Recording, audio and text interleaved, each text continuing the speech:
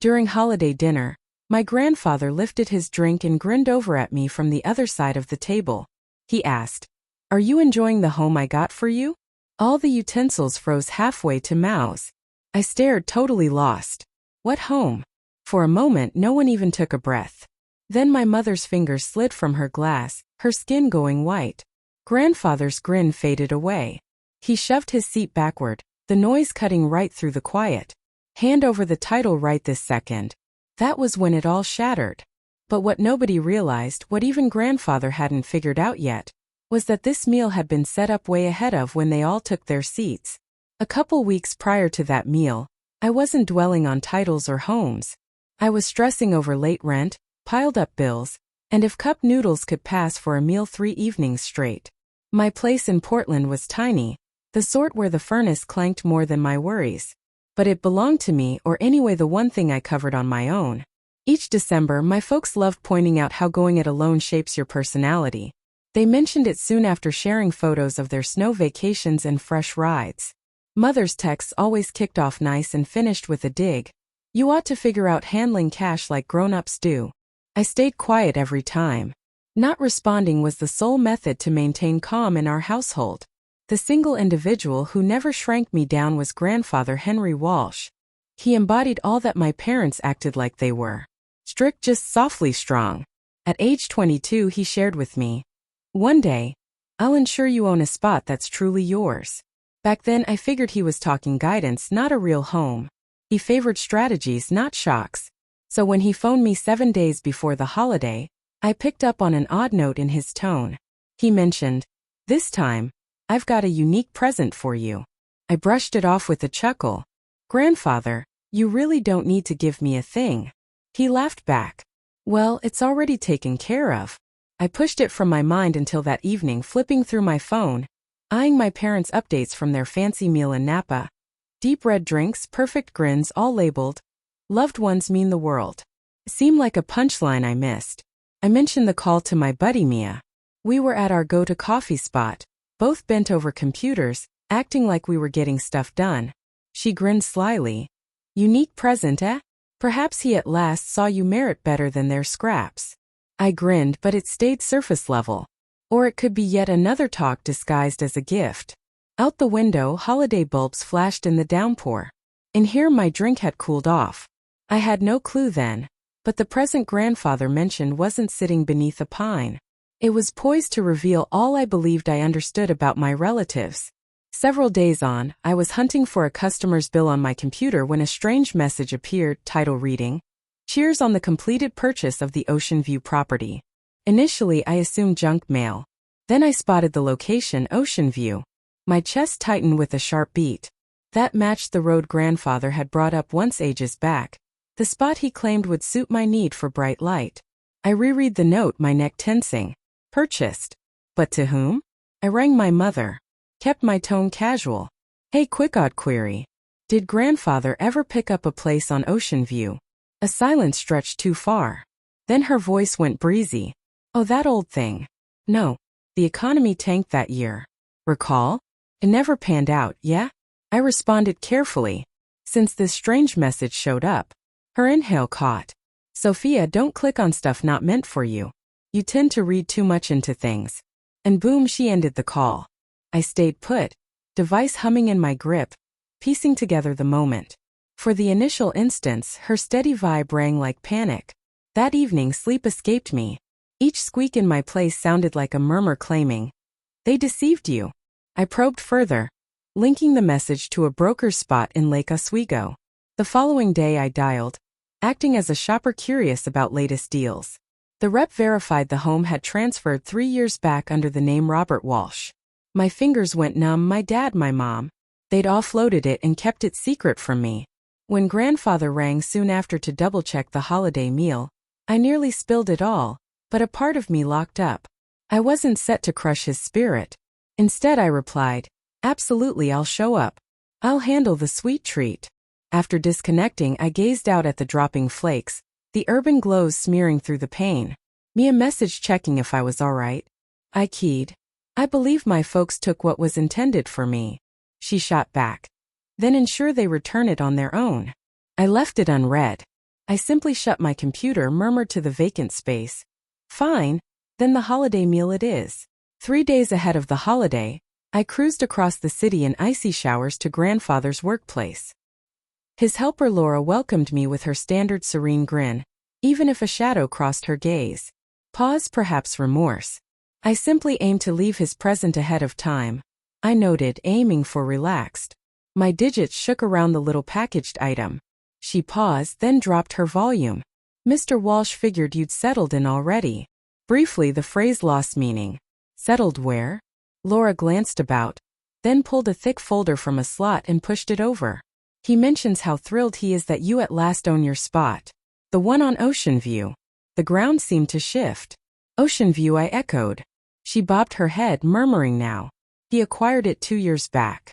Stated it was under your name. Stated your folks managed the docks. Her gaze warmed.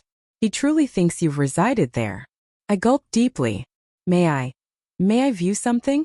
She paused once more, then softly passed a duplicate of the first title. My name, clear, undeniable, and attached after it another sheet. A transfer deal inked by Robert Walsh, my father's mark. Out there, the chill struck like penalty. I slumped in my vehicle, clutching the sheets till they wrinkled. I yearned to yell, but just the click of the blinker sounded. I'd left it on by mistake. That evening I phoned Mia. They offloaded it, I stated dully. They grabbed what was mine and convinced him I owned it. She paused a moment, then softly. So your next move? I'm heading to the meal, I replied. The following dawn, I linked up with James Reed, grandfather's veteran lawyer. I shared just enough to crease his brow. You'll attend, correct? I queried. He eyed me. Do you need me safeguarding your grandfather or unmasking your parents? Both, I answered, starting with the first. As I exited his spot, the showers had shifted to flakes. Portland lay hushed lanes, coated pale, all seeming pure, unmarked, though I saw through it. I motored back, tucked the sheets into the folder, and stashed it in my tote. My image in the pane appeared steadier than my insides. They figure they've got the strategy, I breathed. But I've got one too. Holiday evening arrived wrapped in golden glow and hushed strain. The Walsh clan clustered around a table overly extended for the count of souls that still mattered. The overhead lights sparkled. The glasses mirrored blazes from the stone hearth. Chuckles drifted about like set fog. Attractive, phony, practiced. I perched opposite my parents, partly tuning to their tales of funs and getaways. Each phrase grated my edges. Grandfather held the table's end, the lone soul whose grin stayed genuine. He'd forever been this clan's core, reliable, firm. I pondered what'd occur when he saw all he'd constructed sat on deceptions. He raised his drink. To loved ones he offered kindly. My mother's lip color grabbed the glow as she beamed in return. Forever. I locked eyes with her briefly. A layer hid behind her look, overly planned. I had to clamp my lip to avoid querying the reason. The meal pressed on with courteous chat, the type where all speak yet none hear. Grandfather inquired about my job, my projects, if work flowed steady. It's okay, I said, striving for level tone. Not quite as lucrative as flipping somebody else's spot, however. Mother's utensil dinged her dish. Pardon. Nothing, I whispered, but warmth climbed my torso. Grandfather laughed gently, aiming to ease the air. You were always quick, Sophie. Then, like gauging the mood, he bent ahead a bit. Incidentally, are you enjoying the home I got for you? Briefly, I figured I'd misheard. The chuckles halted. The light buzz became quiet. I blinked. My mouth opened, but my words emerged faint. What home? The query whipped the room. Mother's fingers slid from her glass, crimson splashing the cloth like wounds on flakes. Father's face locked. Grandfather's gaze jumped among us, bewilderment growing. What home? I echoed stronger now. Grandfather lowered his drink, the base tapping the surface, his expression twisting, shock souring to fury. Hand over the title right this second. Father attempted initially, his tone shaky yet protective. Dad, this isn't the moment. It's precisely the moment. Grandfather sliced in, steady but edged like shards. I relied on you to oversee that spot for her. Mother's words splintered. Henry, please. We just Victoria, he stated, gaze pinning hers. Spare me further deceptions. Each noise in the space amplified, the blaze snapping, the old clock marking my beat thumping. Laura emerged from the side entry like timed perfectly. She passed grandfather a tan packet. He barely glanced before summoning James. James Reed stepped in, case gripped. Mr. Walsh, he noted evenly. You requested I check some dealings this week. I believe you'll need this. He clicked the case, fanning docs over the surface. I observed my parents' hues fade. James indicated the opening sheet. Here's the initial by title. Purchaser Sophia Walsh, inked and sealed. He turned the page, and this transferred 3 months on by Robert Walsh. Money shift verified here. Grandfather's fingers quivered as he followed the marks. You offloaded her home, he breathed. The one I secured for her tomorrow. Father gulped deeply. We were simply overseeing it. She wasn't prepared. Prepared for what? I burst, the rage escaping. To possess something mine, to quit relying on you. Mother stretched toward me, frantic. Sweetie, we acted for your good. You were fighting. We figured, I yanked back. No, you figured you could conceal it. The room hung thick with warmth, the sort preceding thunder. Grandfather rose then, gradual, purposeful. The seat grated the ground with a noise that jolted all. Starting today, he declared, you no longer represent her. No one inhaled. Mother began sobbing, dark streaks down her cheeks. Henry, we never aimed to wound her. Yet you did, he replied softly. And you managed it, grinning over my spread. He dipped into his vest slot and drew a tiny silk bag. A shiny opener slipped to his hand. He eyed me. It was intended as yours, Sophie. It remains so. He set it before me. My palms stayed still at first. I couldn't. My neck clenched with a mix of ease and sorrow. Father bolted up, his seat toppling. We're your kin, he yelled. You can't exclude us over a mix-up. Grandfather's gaze steeled. Correct. Your kin, but no longer mine. Quiet. The sort that echoes over yells. Mother's tone fractured anew. Sophia, please inform him we can mend this. I at last raised my eyes firm. You can't mend what you flipped. James collected the sheets, stacking them tidily in the folder.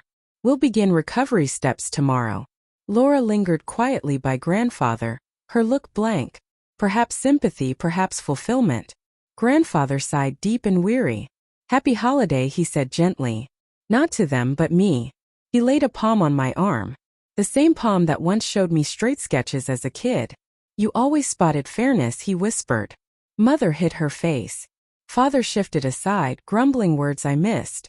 It held no importance. Their reasons lost force. I rose, the opener cool in my grasp, and scanned the space. The pine bulbs twinkled. The room carried evergreen and deceit. I'd pictured payback as blazing, but it felt still, like closing a lengthy, mournful tune. As I at last went out, the evening breeze cut my face. The flakes had restarted, gentle bits landing on the deck edge. Back through the pane, I viewed grandfather upright, a shadow against the cozy glow. Within, my parents hunched tiny and mute, caught in their fabrications. I breathed to myself, near a wish. They desired I merit my path. I just achieved it. And so I stepped into the flakes, liberated, chilled, and alert like never in ages. The following dawn, the place stayed silent.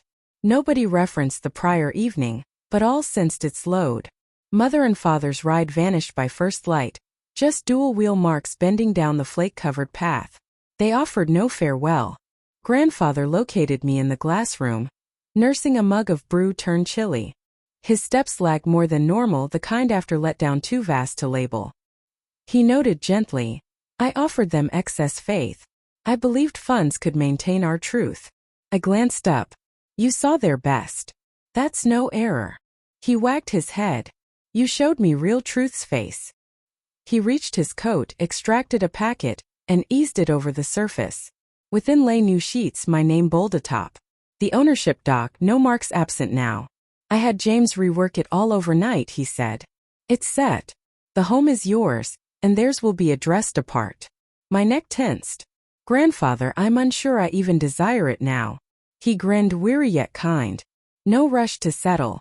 Just recognize it's there, like me when you require. Soon that week, word circled Portland's trade groups. Robert and Victoria Walsh had been subtly ousted from various panels. The Walsh clan image, once gleaming, now bore a subtle split. But outsiders grasped no true tale. I felt no glory.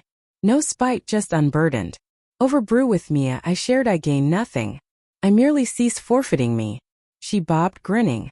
That's real victory's appearance. As I departed the spot, flakes had dissolved to a slim gloss on walks. For the initial time in ages, I strolled sans backward looks. 7 days on, I motored to Ocean View. The road lay calm, bordered by pines lightly dusted.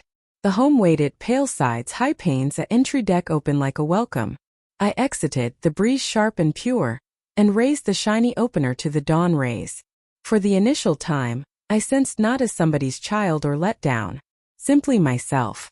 I twisted the opener in the slot and breathed. Home. Fairness doesn't always roar. Times it simply rises. If this tale touches a nerve, drop your views and subscribe for more real family tales like this.